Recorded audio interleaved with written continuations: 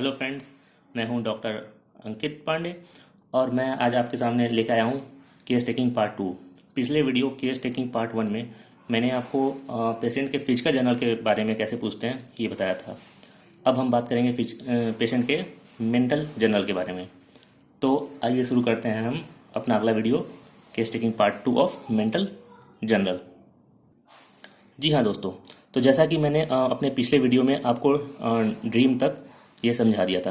अगला है हमारा सेंसिटिविटी। सेंसिटिविटी का ये मतलब होता है कि पेशेंट किन किन चीज़ों के लिए बहुत ज़्यादा सेंसिटिव है। कुछ कुछ लोगों को जैसे धूप में जाने पर गर्मियों में दिक्कत होती है, उनके बॉडी में चुनचुनाहट से होती है, किसी को चुगत्तियाँ वगैरह भी होते हैं। ठीक है, तो उसके लिए हम पूछेंगे कि क्या आपको सनलाइट से कोई दिक्कत तो नहीं, गर्मियों में कोई दिक्कत तो नहीं, ठंडियों में कोई दिक्कत तो नहीं। तो जैसा वो बताएगा उसके हिसाब से हम यहाँ लिखेंगे। अगर वो बोलता है कोई दिक्कत नहीं है तो यहाँ हम नॉर्मल लिखेंगे। अगला ये होता है नॉइस। नॉइस हम इसलिए पूछते हैं कि कुछ ऐसे लोग होते हैं जिनको हेडेक में या फिर हार्ट डिजीज़ में बहुत ही दिक्कत होती है नॉइस वगैरह से। तो इसलिए हम उनसे ये पूछेंगे कि कहीं भी आप शादी बारात में जाते हैं तो वहाँ जब शोर गुल होता है या फिर आतिशबाजियाँ होती हैं कहीं, तो क्या आपको दिक्कत होती है। अगर वो बोलता है कि हाँ मुझे दिक्कत होती है तो हम यहाँ लिखेंगे, वरना हम आगे बढ़ेंगे। अगला होता है रूम लाइट। रूम लाइट का मतलब ये होता है दोस्तों कि कुछ लोगों को ये होता है कि थोड़ी सी भी चमकती हुई लाइट से उनको दिक्कत होती है। इतनी दिक्कत होती है कि वो रात में लाइट जला के सो भी नहीं पाते हैं। तो इसलिए हम ऐसे पेशेंट से पूछते भी हैं कि क्या आप लाइट जला के सो लेते हैं। तो अगर वो बोलता है नहीं तो लिखेंगे हाँ कि इससे प्रॉब्लम है। अगर बोलता है कि हाँ मैं सो जाता हूँ तो इसको हम नॉर्मल मानेंगे। ओके, अगला आता है सेंसेस के बारे में। सेंसेस मतलब सेंसरी ऑर्गन। तो पहला है विज़न। विज़न में कोई डिफेक्ट तो नहीं, इस चीज़ का हम पता लगाएंगे, उससे पूछेंगे। ये भी देखेंगे क्या उसने चश्मा पहन रखा है कि नहीं। ठीक है, कुछ कुछ लोगों को ऐसा होता है कि विज़न में दिक्कत होता है और वो आपके सामने हेडेक का कंप्लेन लेके आते हैं। तो आपको ये पता लगाना होगा कि कहीं विज़न में कोई दिक्कत तो नहीं। ठीक है, अब अगला आता है स्मेल। हम स्मेल की बात करते हैं। स्मेल ये चीज़ होती है कि किसी किसी को बहुत जल्दी किसी चीज़ की स्मेल आती है और किसी किसी को स्मेल आती ही नहीं है। ठीक है, अगर हम जैसे पूछेंगे कि पड़ोसी के घर में कुछ बन रहा है उसकी भी महक अगर आपको बहुत जल्दी आ जाती है, तो अगर पेशेंट बोलता है हाँ तो उसको हम लिखेंगे एक्यूट स्मेल। ठीक है, एक्यूट स्मेल का मतलब ये होता है बहुत अच्छी स्मेल, या फिर ये होगा कि पेशेंट को बिल्कुल भी स्मेल नहीं आएगी। ओके, अगला आता है टेस्ट। टेस्ट का मतलब ये है कि क्या उसे खाने का टेस्ट आता है या फिर जो कुछ वो खाता है क्या उसका टेस्ट आता है। देखिए, टेस्ट में दिक्कत मेडिसिन लेने से भी दिक्कत हो सकती है। कुछ ऐसे हार्ड मेडिसिन खाया हो जिसकी वजह से उसको टेस्ट में दिक्कत होती हो। तो इसके लिए हम पीछे ड्रग हिस्ट्री में पूछ चुके हैं, तो उससे भी हम यहाँ पर कोरिलेट करेंगे। ओके, अगला आता है बैड हैबिट्स। बैड हैबिट्स का मतलब ये होता है कि क्या उसे कोई गलत आदतें तो नहीं है, जैसे स्मोकिंग करना, ड्रिंकिंग करना, या फिर अदर जैसे कोई लीवर डिजीज़ है फिर भी वो ड्रिंक करके आ रहा है, तो हम उसके लिए उसको मना करेंगे या फिर कम करने को कहेंगे। वैसे ही कोई लंग्स डिजीज़ है या फिर कोई हार्ट डिजीज़ है तो स्मोकिंग के लिए हम उसको मना करेंगे। और भी कुछ होते हैं जैसे खैनी पान तंबाकू वगैरह, उसकी वजह से बीपी वगैरह की दिक्कत होती है, तो उसके लिए हम पूछेंगे। ठीक है, अब अगला सबसे इंपॉर्टेंट चीज़ आती है माइंड। माइंड को जानने के लिए हम सबसे पहले उससे क्या पूछेंगे। सबसे पहले हम ये जानना चाहेंगे कि उसका रिलेशन बाकियों से कैसा होता है। जैसे फैमिली रिलेशन, मतलब फैमिली में सबसे कैसा बनता है, उसके माँ बाप भाई बहन रिश्तेदार, इन सबसे कैसी उसकी बनती है। अगर वो बोलता है कि नहीं मेरी माँ से नहीं बनती है, मेरे पापा से नहीं बनती है, तो वो उससे हम पूछेंगे क्यों नहीं बनती है। तो उससे हम पता लगाएंगे कि उसका फैमिली रिलेशन कैसा है। फिर फ्रेंड रिलेशन, मतलब दोस्ती यारी उसकी कैसी है।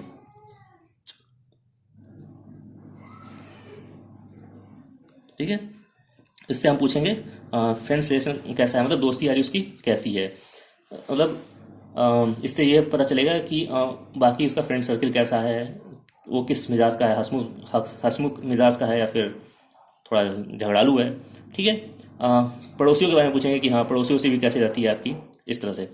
ठीक है, अगला आता है इंट्रोवर्ट या एक्सट्रोवर्ट। ये बहुत इंपॉर्टेंट चीज़ है। हम ये ऑब्जर्व कर ये पूछने से ज़्यादा ऑब्जर्व किया जाता है। तो हम पूछेंगे भी कि क्या आप अपनी बात सभी बातें दूसरे के साथ शेयर करते हैं। और वो बोलता है कि हाँ, तो वो है एक्सट्रोवर्ट। अगर वो कहता है कि नहीं बस जिस पे भरोसा होता है बस उसी से कर सकता हूँ वरना किसी से नहीं कर सकता, या फिर मैं किसी से नहीं करता, तो वो होते हैं इंट्रोवर्ट। इसका ऑब्जर्वेशन भी इस तरह से किया जाता है कि अगर आप क्वेश्चन पूछते हैं पेशेंट से कि क्या ये दिक्कत कैसी हुई, ये चोट कैसी लगी, तो डायरेक्ट बताता है कि हाँ मैं गिर गया। नॉर्मल आपके क्वेश्चन का एक वर्ड में या एक सेंटेंस में वो आंसर कर देगा। बट कुछ कुछ पेशेंट ऐसे होते हैं कि वो बहुत ज़्यादा बोलते हैं, अरे मैं मार्केट जा रहा था, फिर ऑटो पकड़ा, फिर ऑटो से जब वहाँ पहुँचा फिर सीढ़ियों पर फिसला, फिर वहाँ गिरा, फिर इस तरह से वो घुमा फिरा के बहुत बात करेंगे। तो बहुत बात करने वाले एक्सट्रोवर्ट में आते हैं। ठीक है। फिर अगला आता है कि हम पूछेंगे उसको भीड़ में रहना पसंद है या अकेले। अक्सर देखा गया है जो इंट्रोवर्ट होते हैं उनको अकेले रहना ज़्यादा पसंद है, हमेशा तो नहीं लेकिन अक्सर ऐसा देखा गया है। ओके, तो ये हम उससे पूछेंगे और उसके हिसाब से यहाँ लिखेंगे। मेमोरी, अगला आता है मेमोरी। मेमोरी का हमें याद है कि उसकी मेमोरी कैसी है, वीक है, अच्छी है, गुड है, क्या उसे चीज़ें रखने के बाद याद रहती हैं या नहीं रहती हैं। देखिए मेमोरी का ये भी मतलब है कि अगर ज़्यादा एजेड है तो मेमोरी वीक हो सकती है। मगर मगर ये है कि 40 से 45 साल के बीच में अगर उसके नीचे है या फिर उतने तक है तो उसकी मेमोरी कुछ तो ठीक होनी चाहिए, तो इसलिए हम मेमोरी भी पूछते हैं। एजुकेशन, देखिए अगर उसकी एजुकेशन हुई है अच्छी तो उसके बारे में पूछेंगे। ठीक है, कोई वर्कर वगैरह है तो उससे उतना एजुकेशन के बारे में हम नहीं पूछ सकते, लेकिन हाँ एक बार अंदाज़ा के लिए हम पूछेंगे जरूर। ठीक है। अगली बात है उसे बातें करना कितना पसंद है, मतलब इससे पता चलता है कि वो एक्सट्रोवर्ट है या इंट्रोवर्ट है। इस तरह से इससे हम कोरिलेट कर सकते हैं। कुछ लोगों को होते हैं बहुत ज़्यादा बातें करते हैं, बहुत टॉकटिव होते हैं, तो ये सब हम पूछेंगे। फिर अगला आता है विल पावर। विल पावर मतलब ये होता है कि जो वो काम सोचता है क्या वो कर ले जाता है, ये होता है। तो विल पावर बहुत कुछ लोगों का बहुत अच्छा होता है, कुछ लोगों का विल पावर बहुत कमज़ोर होता है। ठीक है, तो इन सब के लिए हम पूछेंगे। फिर अगला आता है मजाक करना पसंद है या फिर शांत रहना पसंद है। इससे हम पता लगाएंगे कि वो उसका स्वभाव कैसा है। ठीक है। अगला अब आएगा, अगला है नेचर। अब नेचर की बात करेंगे तो उसका नेचर कैसा है। इसका मतलब ये है कि उससे हम पूछेंगे कि क्या आपको गुस्सा आता है या नहीं आता है। उससे बातों से भी पता चलेगा कुछ हमको, और थोड़ा ऑब्जर्व भी करना पड़ता है। ऑब्जर्वेशन भी बहुत बड़ा होना चाहिए आपका। और अगर उससे गुस्सा नहीं आता है, बिल्कुल भी नहीं आता है, तो वो माइल्ड है। अगर वो उसको बोलते हैं कि हाँ हल्का गुस्सा आता है, उसको भी माइल्ड ले सकते हैं। बट वो बोलता है कि हाँ मुझे गुस्सा आता है, मुझे बहुत ज़्यादा गुस्सा आता है, तो हम पूछेंगे किस बात पर आता है। किस बात का मतलब कोई आपकी बात ना माने या फिर कोई आपको अपोज करे बातों का, तो उस पर आता है। ठीक है, तो उस तरह की बातों पे मतलब किस बातों पे आपको गुस्सा आता है, ये भी हम जरूर पूछेंगे। और उसका नेचर भी देखेंगे कि वो चीयरफुल है, ज़्यादा गुस्सैल है। ये सब हम उससे पूछेंगे भी और देखेंगे भी। वीपिंग डिस्पोजिशन, वीपिंग डिस्पोजिशन का मतलब ये है कि वो ज़रा सी बात पर रो तो नहीं देता है।